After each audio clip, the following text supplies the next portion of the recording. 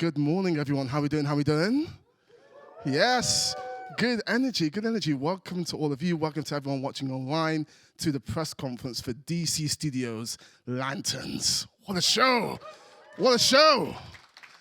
Episode 1 is streaming on HBO Max right now. It's a fantastic premiere, and let me tell you, it only gets better from there. You guys are in for a treat over the next few weeks, and you're also in for a treat right now. Are you ready to meet some of the people who put this show together?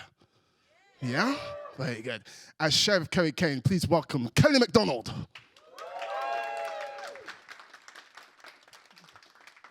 As John Stewart, Aaron Pierre. And as Green Lantern of Earth, Hal Jordan, Carl Chandler.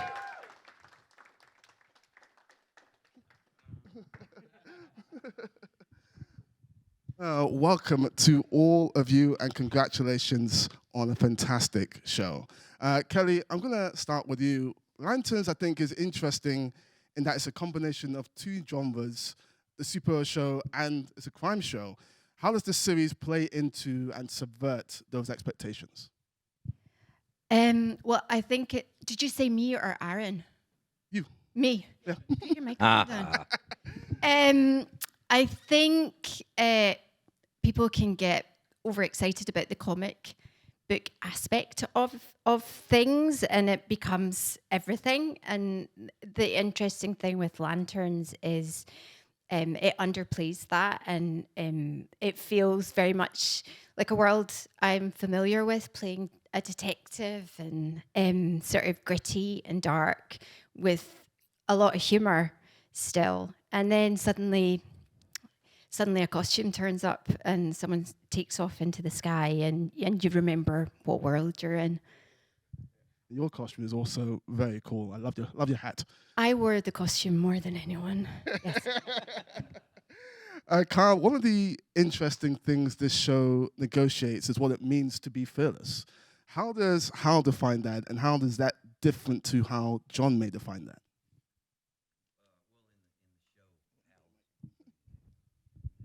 In the show, Hal has been chosen by the ring. He describes how it happens, and it takes him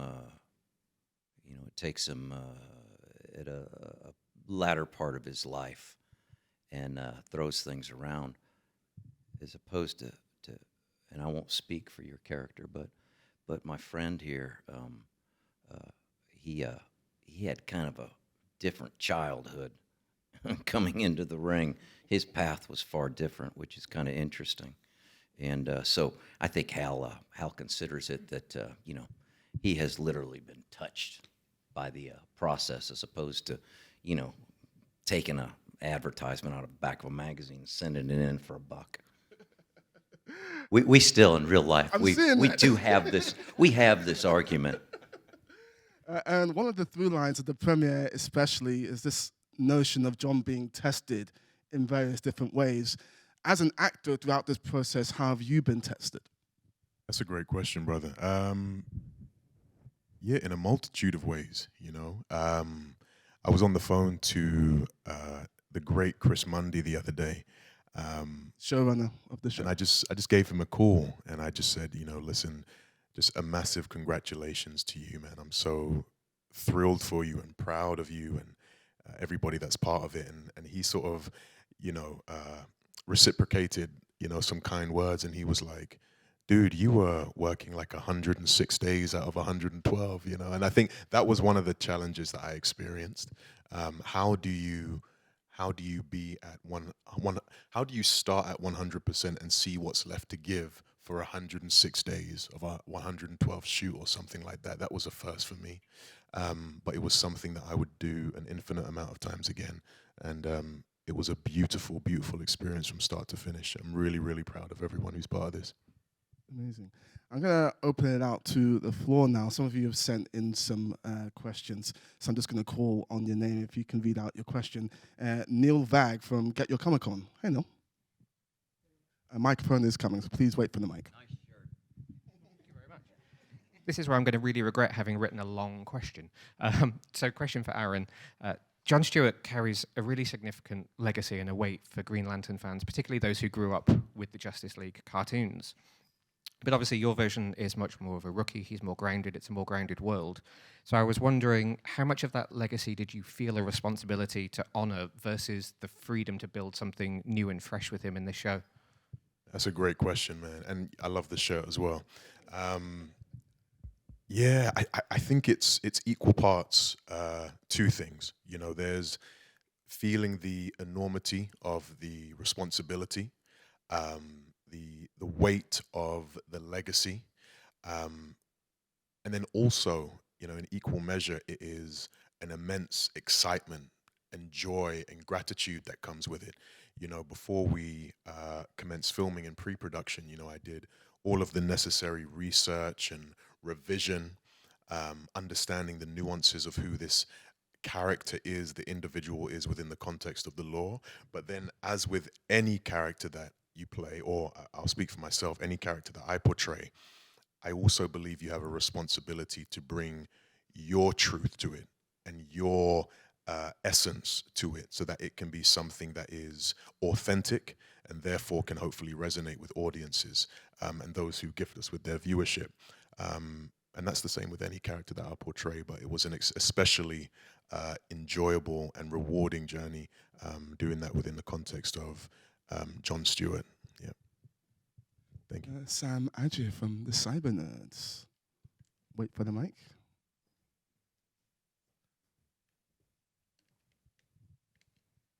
Hi, this one's for Kelly. With Kerry being the sheriff, what does she think when she's protecting? Sorry, what does she think she's protecting that she may come to realize that she will need to let go of? Control. she she really struggles when the lanterns turn up in her town, and she is, you know, it's her jurisdiction. She's in charge, and she's trying to find out what has happened here herself and manage it. And at every turn, it feels like Hal Jordan in particular is trying to wind her up, and he's very disobedient. That's because it's not your jurisdiction. I think you were told to use the mic. This is a preview of the entire show right here. I love that. We've got Josh Wilding, who's joining us virtually, so I'm going to read out his question. It's for Carl and for Aaron. What was the most challenging or fun part about using your imagination as actors on set to envisage the constructs Hal and John create as members of the Green Lantern Corps? Mike. It was just enjoyable to start doing those things. You know, I think the first thing that I conjured, I think, was the church key to open a bottle of beer. Church key, the bottle opener. Is that a word here, church key? No, I thought. Oh, in the States, it's especially the South, it's a church key. That's a term for it. I'm learning things today. Yeah, right? I feel like I'm teaching something important. No, that was the first one, but it was kind of fun because that's the beginning of getting in touch with the visual effects people. And so now you have to figure out how you're going to do it and what they see, and that happened pretty quick, that we were able to figure it out because they were very quick to tell us how to do it. But you know, there was something you had to do, and it was just fun to do it. It's like, okay, we're in now. We're into the visual effects, and you know, I'm creating stuff. It was just fun to do. You know?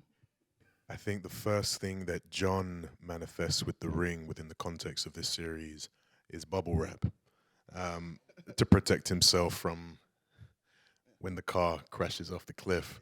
But I think practical, but I think my favorite thing that John manifests is the bird that becomes like his little buddy, and just how that, you know, as audiences will understand as the series progresses, how that bird is so critical to John's perspective of things and his upbringing and his youth. So that bird was very meaningful to me within the context of the character, and it was a real joy to do that. Can I ask my co-star a question? You may. Aaron. Kyle. So I love the bird too, and I realized watching the show, right? The relevance, the real relevance of the bird, how important it was. So here's my question. Yeah, I've been meaning to ask you this.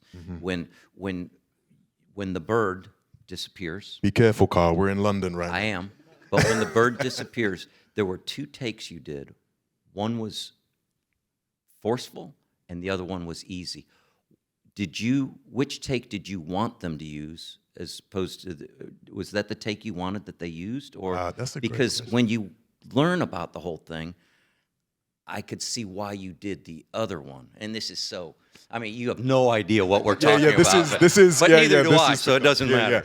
No, do you know what? One of the gifts of having, excellent directors is that they encourage you to try things that maybe you wouldn't try before, because they give you an alternative perspective. So I was actually really cool with both. My initial one was what it was, and then I got given a different perspective. And but that's a great question. That's a great question, brother. Yeah.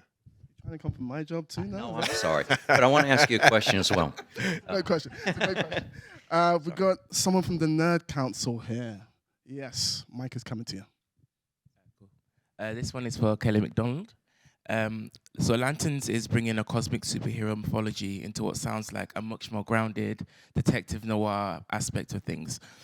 What is it about your character that keeps everything so connected? She's sort of, I don't know, the voice of reason. She just, like, her job is to keep everyone grounded. And I don't know if I can answer that very well. What I have been thinking is slightly like our characters, if you had to boil them down. Like, Kerry's kind of a hard ass. He's a smart ass. What ass are you?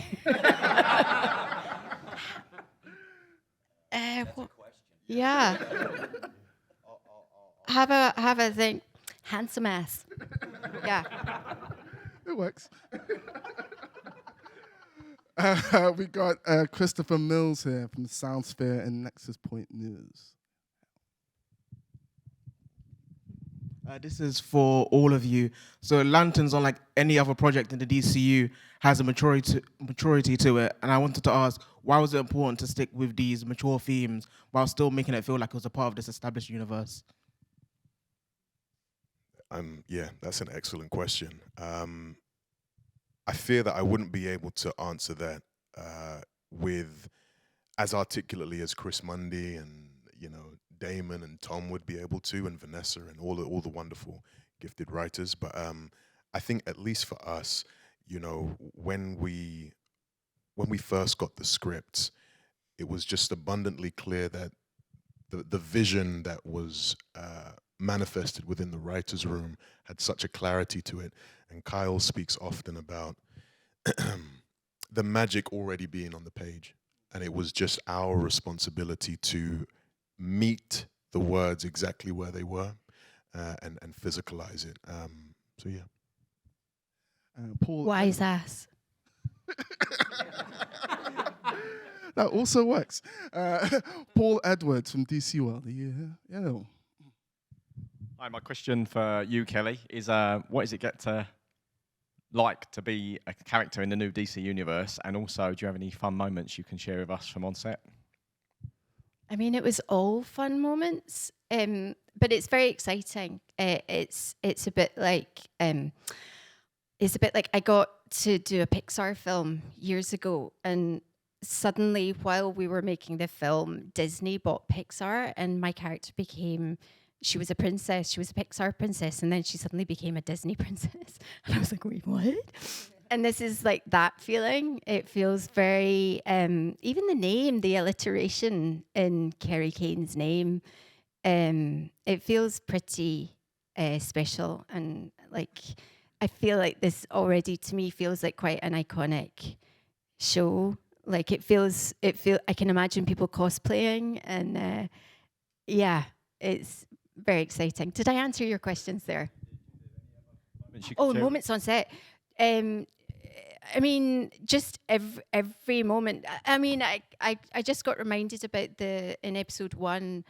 There was a lot of running, and I have a newfound respect for people like yourself who show physicality in that way on screen, because it's really hard. And there was a few night shoots where I was unfortunate in the position where Aaron's character was chasing somebody and I was chasing both of them, and we would start out with a certain distance between us, and it would be like, and action, and I got slower and slower, and it was mortifying. You were like running like the wind with your arms like going crazy, and You by did excellently. bless you, but I couldn't even get into the vehicle at the end of the night. Like I couldn't move. So yeah, I've got a newfound respect for that. No need to go to the gym after that day. You got your cardio awareness. It's fantastic. I've not done any exercise since those night shifts. We've got Ian Redpath from All on the Board. Hello. Hello, I hope you're all doing all right, and congratulations on the show in advance, and very excited to see it. Question for all of you. So much of Green Lantern's power and humanity comes from being fearless.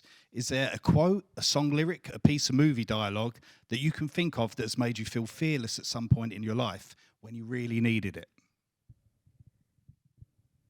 That's a good question. Yeah, that's an excellent question. When I was a little kid, you know, whoops, there goes another rubber tree. Whoops, there goes. Remember Frank Sinatra singing that on that little? I had that record. I played it over and over, and I swear it made me feel better as a little kid. That's fantastic, yeah. I even got a aw. That was nice. I don't have one, but my brother was obsessed with Eye of the Tiger. That's immediately what came to mind. And he had a punch bag in the doorway of his bedroom, and we'd be punching it and singing Eye of the Tiger. So I don't have one awesome. myself. That's awesome. I mean, for me, my mum is my best friend, and she just always told me to walk in faith, and that's something I've lived by. So yeah. Oh, thank you so much. Thank you. Thank you. That was awesome. Lucas. So I've got a new one. Sorry, can I just? So Kyle Chandler is a very wise man. He pretends he's a dumbass and a smart ass. He is a smart ass, but he's so wise. And my new mantra is, you're like my Yoda. And so my new one in the past year has been, what would Kyle do? Honestly. I don't live by that one. And neither do I. Lucas Pelazzaro, are you here? Yes, Mike is coming to you, sir. Hello. Hi.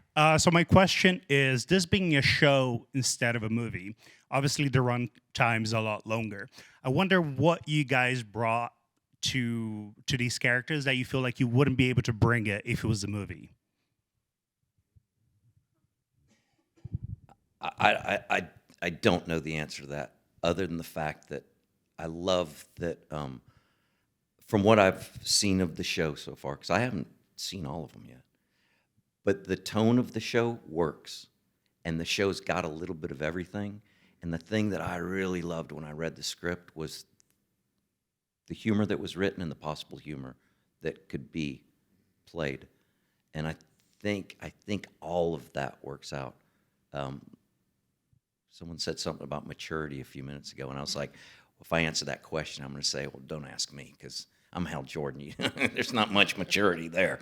But it was such a fun world to be in, with having that sly humor being available, and it was really enjoyable. I think it plays well in the show. Yeah, just to follow on from what Kyle said, that was excellent. And I think what it allowed us was the opportunity to just exist with these characters outside of the context and the framework of maybe what 90 minutes or 2 hours was. You know, we got to live with these characters for 8 hours of script, of dialogue, and that's a real gift. Thank you, guys. Matthew Widows. Hello, Mike is coming to you, sir.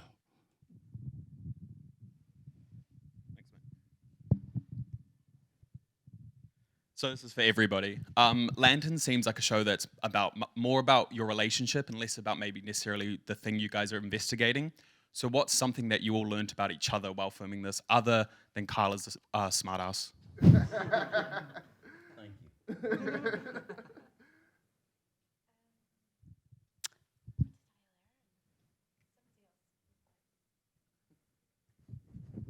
Every time you do one of these shows, I mean, you have to get to know a lot of people. I mean, you have to open up and share, you know, stay open. And you learn a lot about a lot of people. And I think it's safe to say, and I say this over, it sounds really old, but it was a lot of good people on this show. And that shows on the screen too, because it allowed everyone to do their best work.